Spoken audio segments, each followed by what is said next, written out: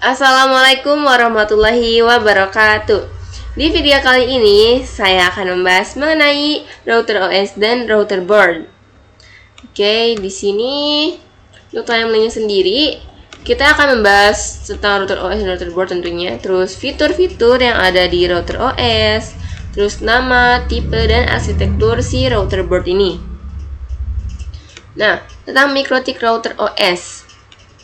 MikroTik sendiri dia tuh kayak mempunyai dua produk. Produknya tuh software dan hardware. Buat softwarenya itu ada si router OS ini, sedangkan hardwarenya itu si router board. Jadi kalau router OS tuh lebih ke apa ya? Ini yang bisa diinstal di PC, di server, atau dijadiin sebagai si virtual mesinnya. Jadi si router OS itu standar standalone operating system yang berbasis Linux versi 3.3.5 kernel. Sedangkan si hardware tuh si perangkatnya gitu. Jadi intinya MikroTik tuh dia tuh punya dua, punya software sama hardware. Softwarenya itu router OS, hardwarenya itu router board. Si router OS sendiri ini tuh ada beberapa ya teman-teman, contohnya seperti ini. Sebentar, kita cari MikroTik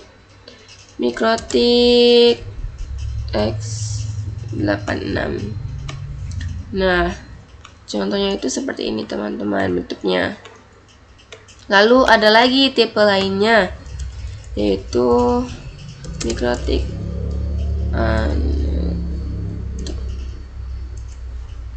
Nah, kalau yang Aneto ini seperti ini. MikroTik Aneto ya.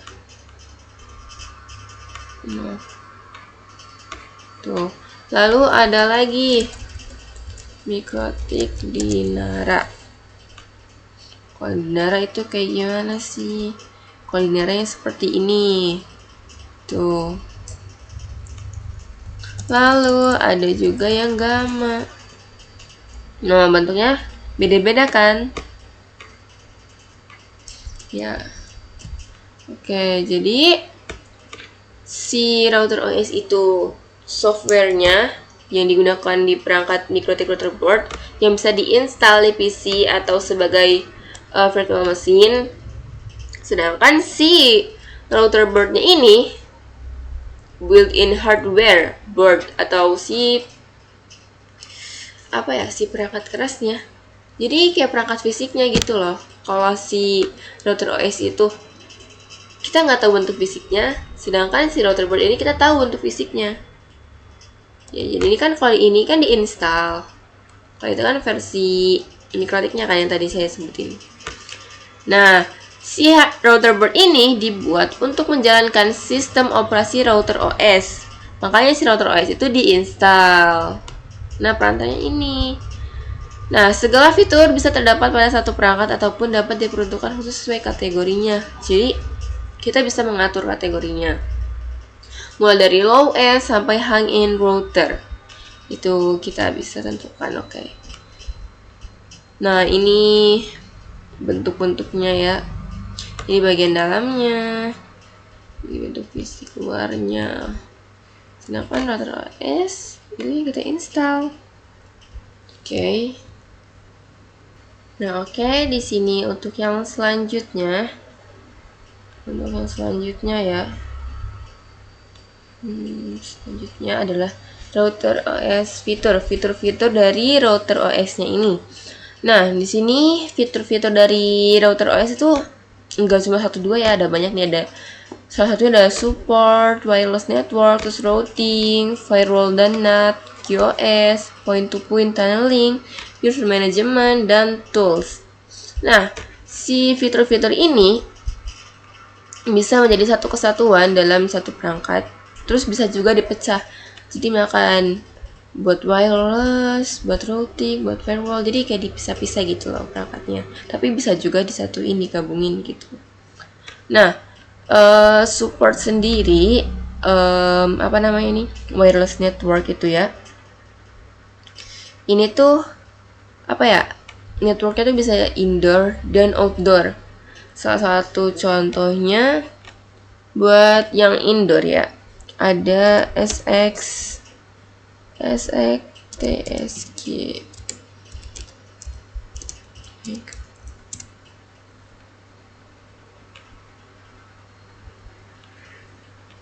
Bentuknya seperti ini. Buat yang point to pointnya. Oh iya, apa namanya? Support in apa ya? Apa sih itu wireless network juga? Ada yang point to point, ada yang point to multiplier. Nah, point to point yang indoor. Ini salah satunya. Terus ada lagi salah satu contohnya itu ada LHG. Nah, seperti ini. Bentuknya kayak gini, teman-teman. Ini buat point to point. Ya. Terus ada lagi Dynadish ya. Nah, bentuknya kayak gini. Beda-beda kan. Terus buat point to multiplier yang di outdoornya, salah satu contohnya ada ini.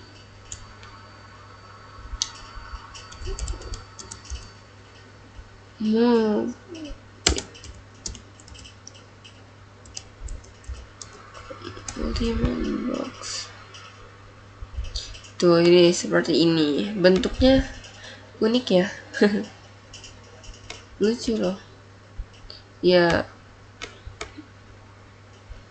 Ini buat yang di outdoor yang point to multiplier. Multipoint. Lalu ada Omnitic. Ini bentuknya kayak gini. Tuh, kayak simple banget kan? Simple banget ini bentuknya. Terus, selanjutnya routing.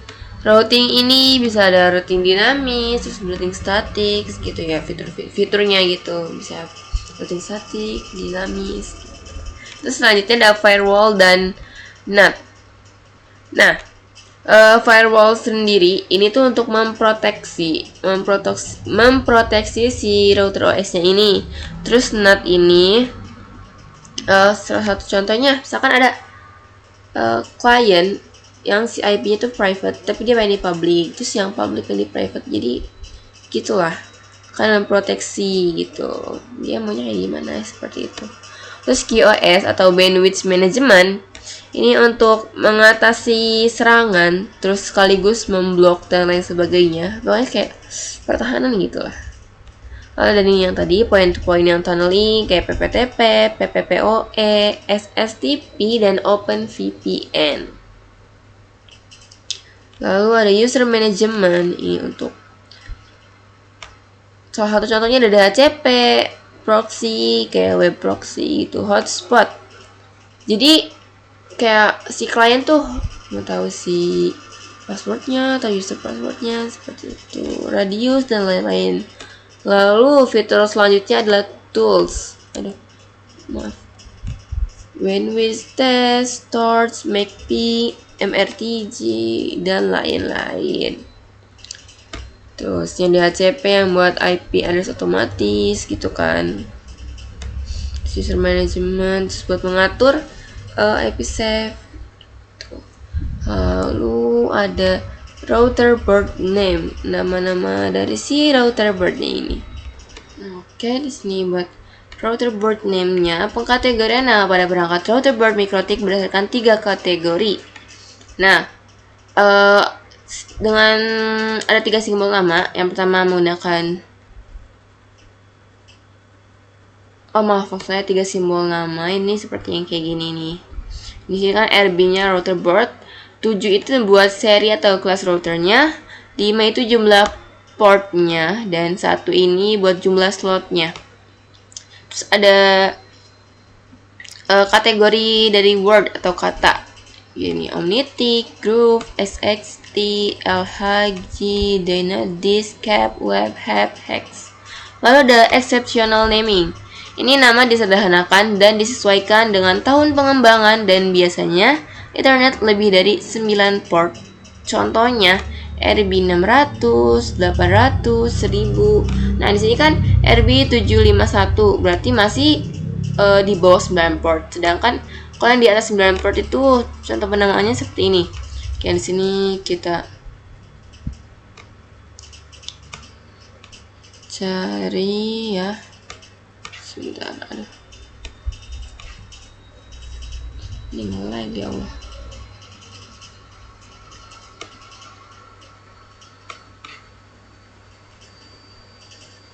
RB600 micro. Contoh ya. Nah, bentuknya seperti ini teman-teman. Buat RB router board 600 kayak gini. Terus yang tadi ada lagi yang 800, 1000, 1100, 1200. Coba kita cek aja. Yang 1000. Tuh, seperti ini bentuknya teman-teman. Nah, oke, buat teman-teman yang masih penasaran sama bentuk-bentuk yang lainnya, bisa dicek langsung aja.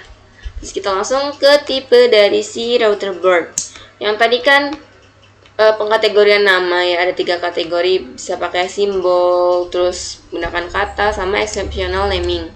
Nah, di sini ini kan yang tadi router board. Terus 9 ini seri router boardnya, 1 ini jumlah ethernetnya. Terus jumlah 1 yang terakhir ini jumlah wirelessnya. G ini teman-teman bisa cek kode yang ada di router board. G ini kan buat fitur router board nih. Nah, G ini fiturnya apa? Buat support port GB.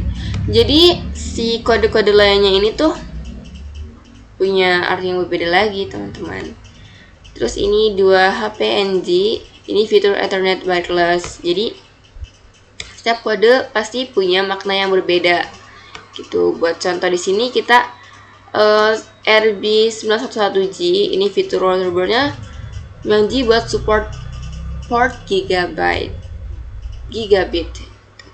Oke, arsitektur kan ada yang 86, terus X64, terus ada ini MIP SBI, terus ada yang SMI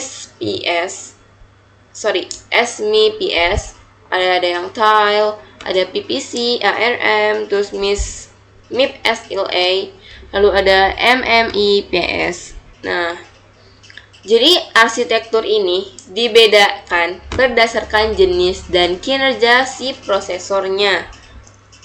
Di sini nggak ada contohnya ya, saya kurang tahu. Nah, jadi software atau OS untuk setiap arsitektur tuh beda-beda. Jadi kalau X86 tuh gimana buat series tuh, PC86 buat RB230. Jadi setiap kodenya tuh beda-beda gitu artinya. Nah, teman-teman yang mau tahu atau lebih paham lagi terkait arsitektur dan lain-lainnya, teman-teman bisa cek ke website yang sudah kita tulis di sini juga ada. Ini ada ya. Teman-teman bisa cek, teman-teman cross check lagi, teman-teman pahami lagi, barangkali kurang paham ya sama penjelasan sayanya, mohon maaf. Nah, jadi kurang lebih untuk video kali ini segini dulu. Terima kasih teman-teman yang sudah mau menonton. Sampai jumpa.